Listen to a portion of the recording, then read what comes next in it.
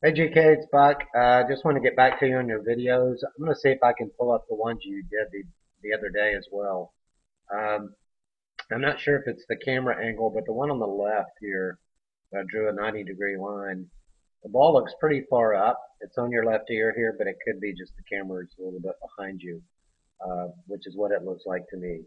If that's the case, that's okay. The other thing I noticed is your left-hand grip. It's pretty cut there. I'm just wondering if the club is too much in your fingers of your left hand. I'd prefer the club handle be a little bit more in your palm, which would create a little bit more neutral grip to your left hand. Um, when I say the left hand too strong and too far in your fingers, um, the tendency is to be a little bit flippy. Um, and so we're trying to, I want you to be able to release the club hard as you can, without turning the toe over too hard. Because this ball, this particular shot, um, I think the path is the swap of the club is actually pretty good, and the releasing of the head is fine, except that the toe passes really hard, which tells me when I see that exit of the face not on a plane as the shaft, that there's a lot of hand action there, and that could be your grip. So check that. Um, Sequence looks great. I think that you do a good job of getting the club moving in the proper order here with your hands and your arms, which pulls your chest, which eventually turns your hips. I love the sit down and the lay down of the shaft. I love that. So that looks good right there. I love the delayed action of the leg action till later in the swing, because it puts your arms more in front of you. The handle and the shaft look pretty much in line there. Again, the only thing I see is just a little bit too much base rotation and impact.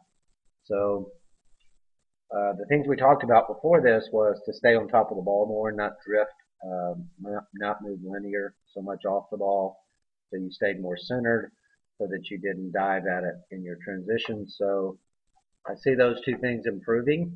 Let me see if I can find another video here. This looks like a indoor swing.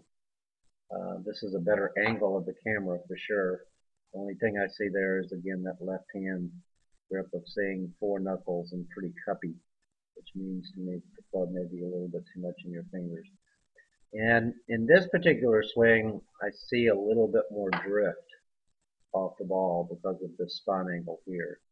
I'd like to see you a little bit more of your spine and your chest a little bit more on top of this, with your head more at the ball. I'd like to see it more here, so your spine angle would stay more vertical and not get too sway. Because now we gotta go back forward.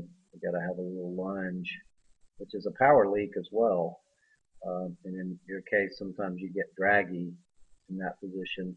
Again, that looks like a good release there, though. So your side bend is the effect of not staying centered over the ball. Um, Here, um, club head's a little bit inside there, but still you get it back in a good position. This camera speed is not very good, so it's hard to really see the